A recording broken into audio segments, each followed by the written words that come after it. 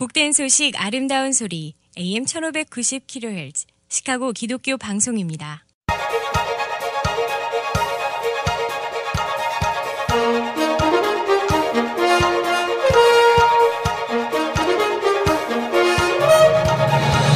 김정일 해설위원의 시사 해설. 세상을 넓게 봅니다. 삶의 지평이 넓어집니다.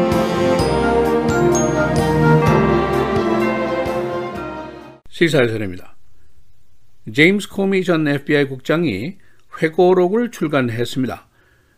그가 트럼프 대통령으로부터 파면을 당한 지 11개월 만에 이 책이 나왔는데, 이 책의 성격을 트럼프에 대한 보복이다, 또는 더 나아가서 그에 대한 전쟁 선포다 라고 주요 언론들이 풀이를 하고 있습니다. 이 책 내용 중에는 그동안 계속해서 주목을 받아왔던, 그리고 말썽의 소지가 많은 내용들이 모두 아주 상세하게 기록이 되어 있습니다. 예를 들면 트럼프 대통령이 그 자신에게 충성 맹세를 요구한 사실, 또 그의 안보 보좌관의 수사를 조기에 마감하라고 요구하는 사실, 또 영국 정보원이 만든 마스코 호텔 안에서의 추잡한 외설적인 사실에 대한 것들 등등 내용이 매우 상세하게 기록이 되어 있습니다. 이 책의 출간이 트럼프 대통령으로부터 어떠한 반응을 가져올지가 큰 관심사입니다. 지금 여러 가지 난제 속에 빠져 있는 현 정부와 나아가서는 중간 선거에까지 영향을 미치게 될 것인가, 여러 가지 해석이 분분합니다. 그래서 오늘은 제임스 코미 전 FBI 국장이 출간한 이 회고록, 그 내용은 어떤 것인지, 또 정치적인 영향력은 어떤 것이 될 것인지 알아보도록 하겠습니다. 이 304페이지짜리 회고록의 제목은 A Higher Loyalty, Truth, Lies and Leadership, 더 높은 충성과 진실과 거짓, 그리고 리더십, 이렇게 되어 있습니다. 이 책은 내주에 시판이 시작이 되는데, 어제 주요 언론들이 미리 입수를 해서 모두 상세하게 그 내용을 소개를 했습니다. 이 제임스 코미의 언론 플레이는 여기서 그치지 않고 ABC 뉴스라든가 CNN이라든가 여러 방송에서도 계속 소개가 됩니다. 이 언론들이 이 책 내용 중에서 가장 관심을 갖는 사항들이 공통적으로 몇 개가 있습니다.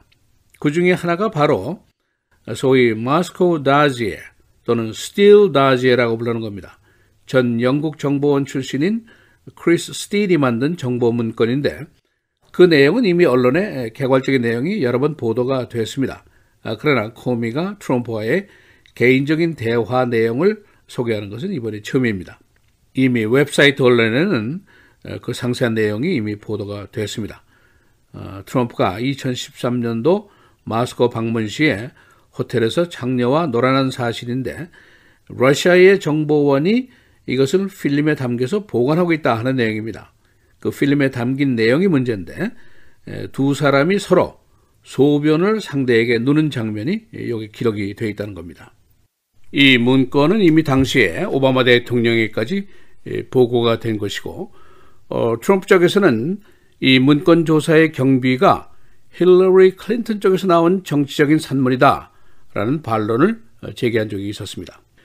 이 코미에 따르면 트럼프가 이 문건에 대해서 매우 집착 증세를 보였다는 겁니다. 4번이나 거론을 했는데, 이를테면 FBI에서 수사를 좀 해서 사실무근으로 밝혀달라 하는 주문까지 했습니다. 트럼프는 나는 세균 혐오증이 있는 사람인데 내가 그런 지저분한 일을 하겠느냐고 얘기를 하면서 그의 부인인 멜라니아가 이 문제 때문에 매우 업셋하고 있다라고 말을 했다고 적고 있습니다. 두 번째 주요 관심사는 트럼프가 코미에게 충성 맹세를 요구한 부분입니다. 단둘이 저녁 식사를 한 이후에 트럼프가 코미에게 나는 충성이 필요하다라고 말을 했습니다. 이때 코미가 귀하는 나의 정직함을 항상 듣게 될 것입니다 라고 답변을 했고, 이때 트럼프가 다시 정직한 충성을 원한다 라고 되풀이를 한 것으로 기록을 하고 있습니다. 이 부분에서 코미는 자신이 검사 시절에 갱단 수사를 할 때 갱 두목의 충성 맹세 같은 느낌을 받았다고 기술을 하고 있습니다. 세 번째 관심사, 전 안보 보좌관인 마이클 플린의 러시아 관련 수사입니다.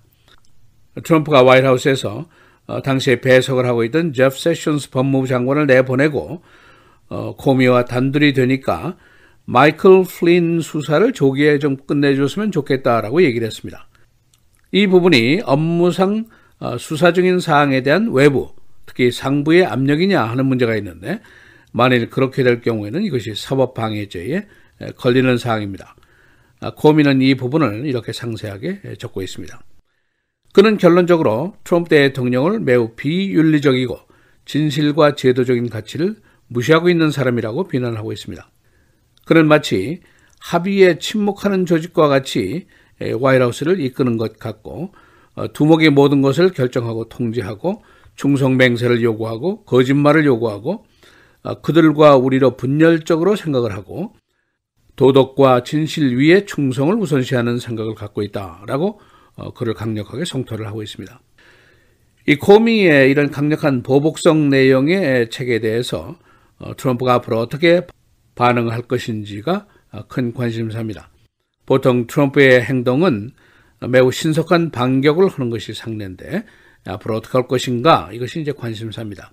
그는 이미 코미를 과시주의자다, 인기몰이자다, 거짓말장이다 이런 식으로 과거에 공격을 한 적이 있었습니다. 이 코미 회고록은 트럼프에 대한 보복 또는 전쟁의 의미를 넘어서서 다른 정치적인 의미가 있다라는 분석도 있습니다.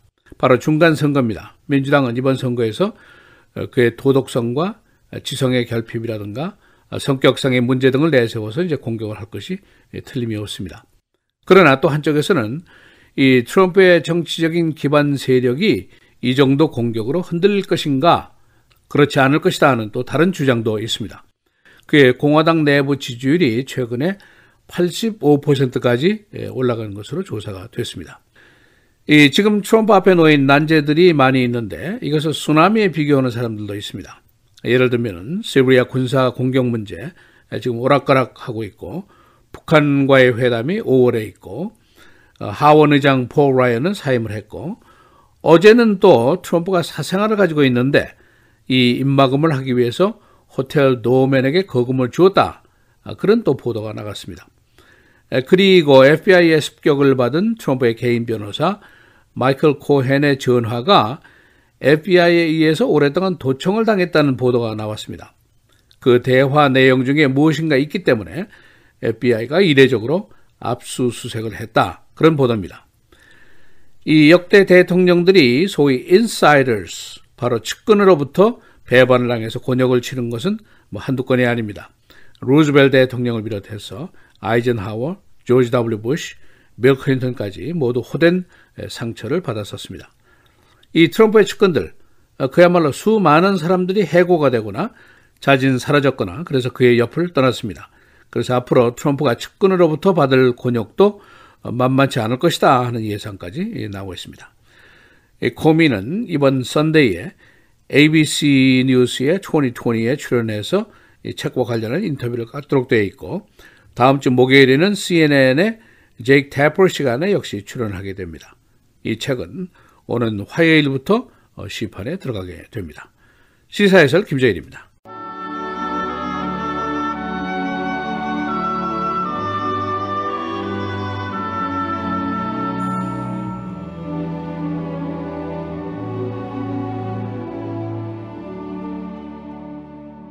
그런즉 너희는 하나님께 복종할지어다. 마귀를 대적하라. 그리하면 너희를 피하리라.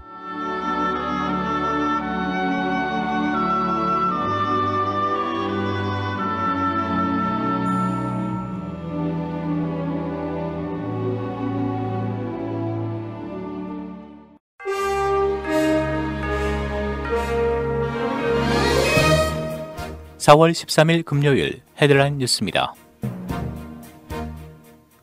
제임스 코미 전 FBI 국장의 신간 더 높은 충성, 진실, 거짓말, 그리고 리더십이 곧 출간되는 가운데 이 책이 언론의 주목을 받고 있습니다.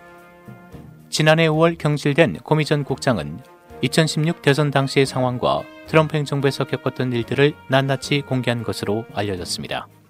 특히 코미 전 국장은 2016 대선 전에 터진 힐러리 클린턴 민주당 대선 후보에 대한 이메일 스캔들과 관련한 일들에 대해 상세히 기술했습니다. 더 높은 충성은 오는 17일 출간될 예정입니다. 공화당 전국위원회가 제임스 코미 전 FBI 국장의 자서전 출간을 앞두고 코미의 신뢰도를 떨어뜨리기 위한 대대적인 반격에 나서고 있다고 언론이 어제 보도했습니다. 이들은 거짓말하는 코미 웹사이트를 통해 코미에 대한 거짓말쟁이 이미지를 만들고 다음 주 자서전이 공개되기 전에 이와 관련된 디지털 광고와 화제거리를 전국 공화당원들에게 보낼 예정입니다. 백악관은 공화당 전국위원회가 감독하는 이 계획에 서명한 것으로 알려졌습니다. 트럼프 대통령이 시리아 정부의 화학무기 사용에 대한 보복 공격으로 군사적 행동에 나서는 것에 대한 최종 결정을 이미 토요일에서 밝힌 아주 임박한 시기에서 뒤로 미루기로 했다고 백악관이 어제 밝혔습니다. 백악관은 트럼프 대통령이 동맹국들과 좀 더 의논해 보기로 했다고 전했습니다. 샌더스 백악관 대변인은 어제 언론 브리핑에서 아직 아무것도 최종 결정이 내려진 것은 없다며 우리는 계속해서 정보를 수집하고 있으며 동맹국들을 비롯한 우방들과 대화를 통해 이 문제를 논의하고 있다고 말했습니다. 트럼프 대통령의 자신의 트레이드마크인 보호무역주의와 아메리카 퍼스트 정책 기조에서 한 발 물러서는 조짐을 보이고 있습니다. 자신이 취임 직후 탈퇴했던 환태평양 경제동반자 협정 TPP 재가입을 검토하라고 지시하는가 하면 중국과의 진짜 무역 협상이 이제 비로소 시작했다고 발언하는 등 다자주의로 복귀하는 움직임을 보이고 있습니다. 시카고 토박이 기업인 시어즈가 금년 7월에 시카고에서 마지막 스토어의 문을 닫습니다. 이는 포테이지 파크에 있는 스토어인데 이로써 93년 전에 시카고에서 출발한 이 디파트먼트 스토어는 완전히 자취를 감추게 됩니다.